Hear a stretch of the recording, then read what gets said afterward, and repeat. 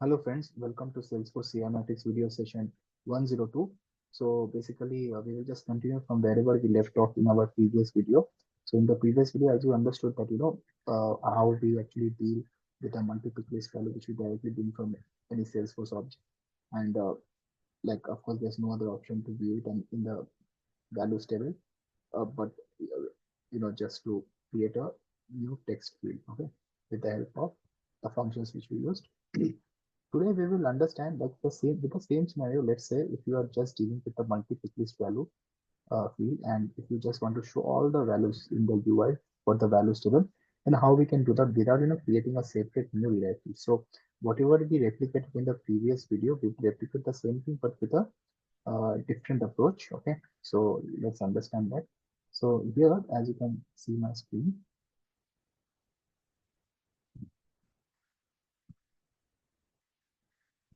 so firstly I will just go to my Android Studio,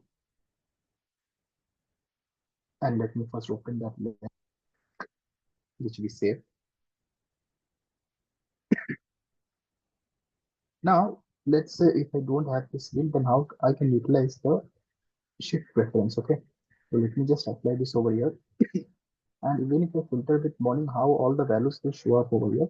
So that's something which we will look into.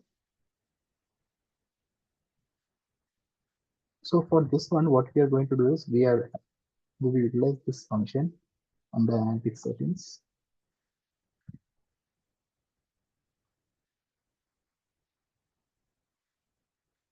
So there's a particular checkbox if you see on the analytics settings, which enables the index of multi-value fields in CI matrix. Okay.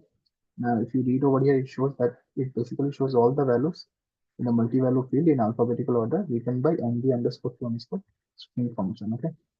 So basically, if you apply this function, it will show the first value in alphabetical order. So this mv underscore to underscore string, I directly apply over here, right?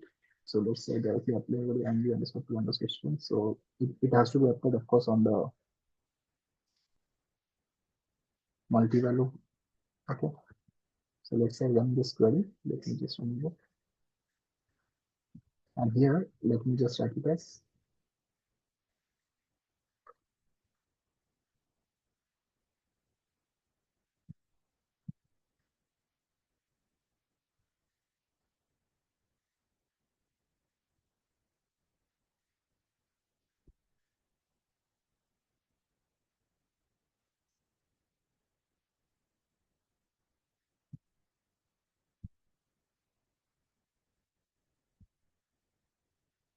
routing my SKU.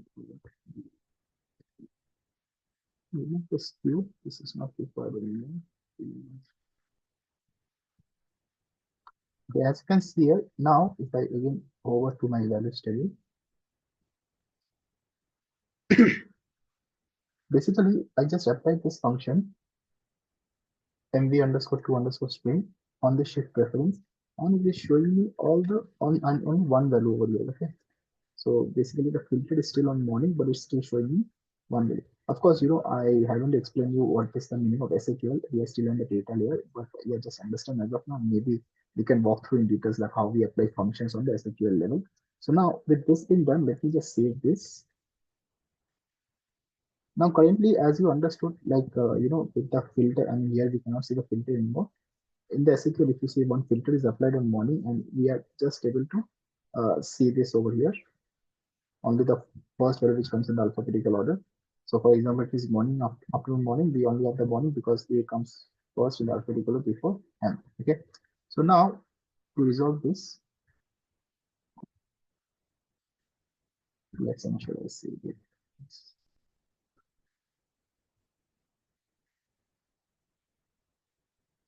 So what we can do is over here, we will just enable this function, okay? Enabling indexing of multi-value using CI matrix. So now we will just save this once. Fine. So basically this is saved. That's completely fine. Now what we will do is we will go to the data manager and we will run the same first of all.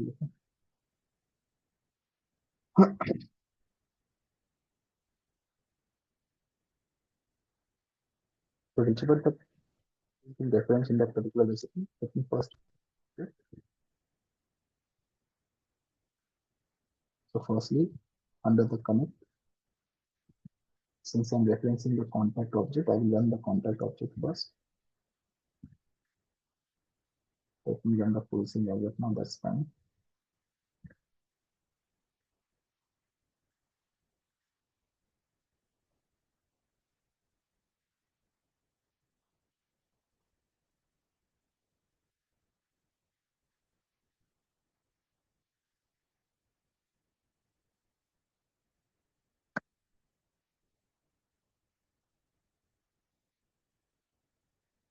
So this ran successfully, and now what I will do is I will just run this recipe, that is session 14. Okay, so we can run it from here itself, or maybe I can just save and run. That's not an issue. Let me just click on save and run.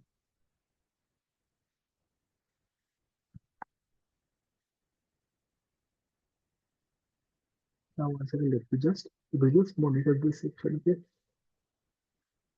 let's monitor this. So yeah, this ran successfully, as you can see. And now what we will do is we will just refresh this lens. Okay, so currently if you see, the sheet preference is still showing me that one of the first value which comes in the alphabetical order. But now if I refresh the screen,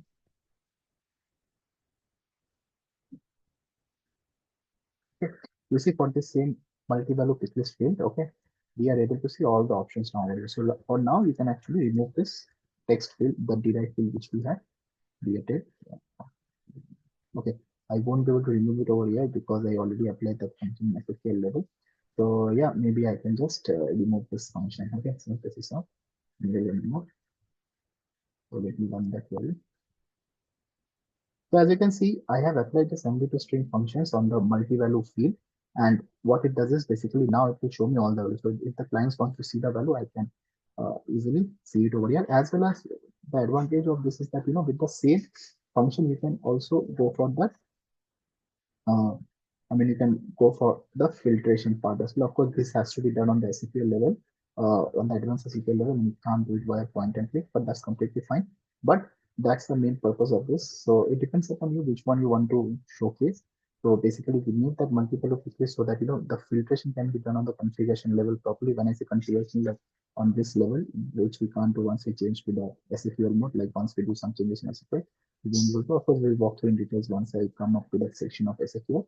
But yeah, that's what I just wanted to show you. Like this is another way, another process by which we come to that same result which we discussed yesterday, but directly by enabling that field. Okay, so that's the thing. If we again go to the settings, if you click on this I button, like it's completely mentioned that part over here. If you just read that, okay. So that's what this enabling and indexing does for us. Okay, and if you again want to disable, then you can disable that, and you again have to follow that same process of running the same as well, running the recipe. Okay. So yeah, that was about this. I just wanted to take this opportunity to explain you this we learned, that is can be to string, like in short form, it is in long term, it is known as like the multi-value to string, where you convert a multi-value to a string directly instead of creating a new fields and utilizing all those functions. Okay. So yeah, there are two ways. Just remember that one of the ways to create a new derived field where you kind of apply this function called array join, which helps you to convert a multi-value to a text field. However, for a new, you have to create a new derived field for that. Okay, that's one of the methods where you will get all the text up in there as well, and you can show this text on the UI on the values table. And another way is if you don't want to create any new directives with the same field, you can just enable that option, and after that, you can utilize the function of multiple string. So yeah, both ways it's fine, both way it works. And yeah, that's it about this video. If you have liked it, please definitely do like, share, and subscribe. And yeah, let's meet very soon in our next video session.